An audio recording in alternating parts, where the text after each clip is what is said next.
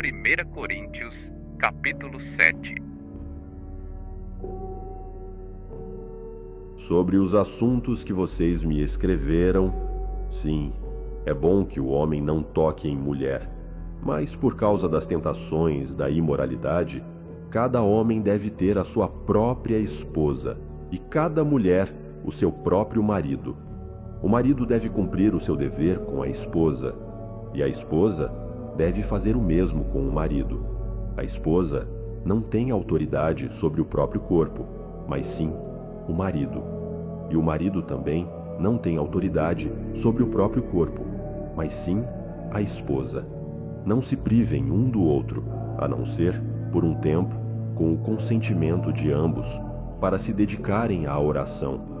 Depois, unam-se novamente. Assim, Satanás não terá vantagem por causa da falta de domínio próprio. Digo isso como um conselho, não como uma ordem.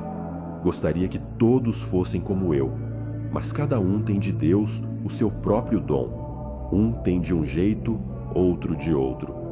Aos solteiros e às viúvas digo, seria bom se permanecessem como eu, mas se não conseguem se controlar, é melhor que se casem, porque é melhor casar do que viver consumido pelo desejo.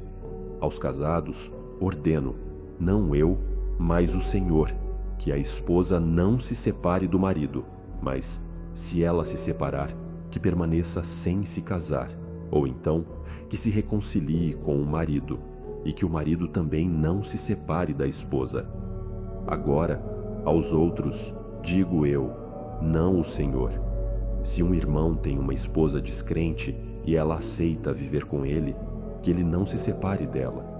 E se uma mulher tem um marido descrente e ele aceita viver com ela, que ela não se separe dele.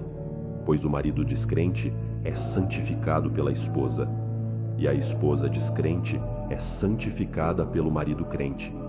Se não fosse assim, os filhos seriam impuros, mas agora são santos. Contudo, se o descrente quiser se separar, que se separe.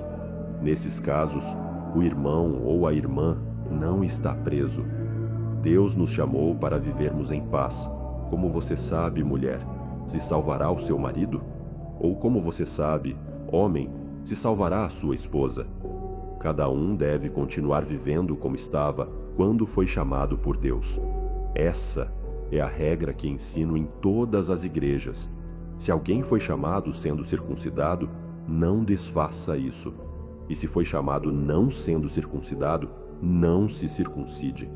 A circuncisão em si não vale nada, nem a falta dela. O que importa é obedecer aos mandamentos de Deus. Cada um permaneça na condição em que foi chamado. Se você foi chamado sendo escravo, não se preocupe com isso.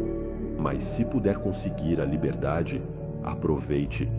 Porque quem foi chamado no Senhor, sendo escravo, é liberto do Senhor. E quem foi chamado sendo livre, é escravo de Cristo. Vocês foram comprados por um alto preço. Não se tornem escravos de homens. Irmãos, cada um permaneça diante de Deus como foi chamado.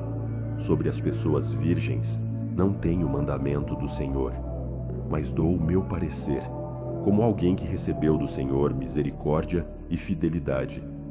Por causa das dificuldades atuais, acho bom que cada um permaneça como está. Você está casado? Não procure separação. Está solteiro? Não procure casamento. Mas se casar, não peca. E se a virgem se casar, também não peca.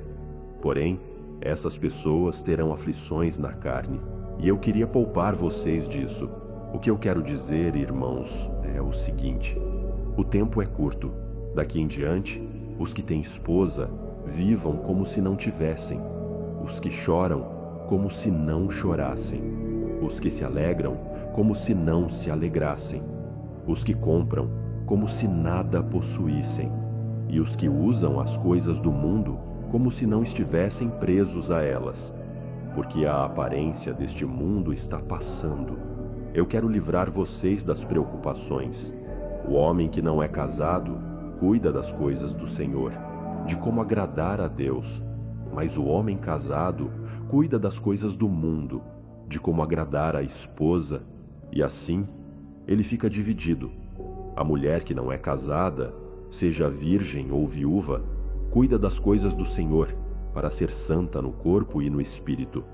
Mas a mulher casada se preocupa com as coisas do mundo, em como agradar ao marido. Digo isso para o bem de vocês, não para prender ou limitar ninguém, mas para que vocês vivam com decência e dedicação ao Senhor, sem distrações. Se alguém acha que está agindo de forma incorreta com sua filha virgem, se ela já está na idade de casar e é necessário que ele faça o que achar melhor, não está pecando, que ela se case. Mas quem está firme em seu coração e não se sente obrigado e tem controle sobre a própria vontade e decidiu conservar sua filha virgem, faz bem. Portanto, quem casa sua filha faz bem, mas quem não a casa faz melhor ainda.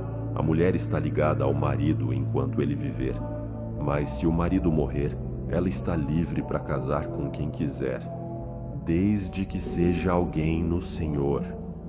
No entanto, ela será mais feliz se permanecer viúva.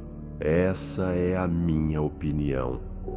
E eu penso que também tenho o Espírito de Deus. Esse capítulo revela o cuidado de Deus em cada detalhe da vida humana.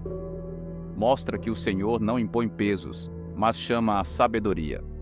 Seja casado ou solteiro, o que Ele deseja é um coração entregue.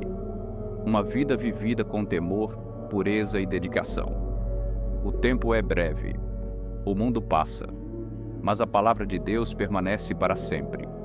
Vivamos então com os olhos no alto, esperando nele, servindo com amor e andando na paz do Senhor.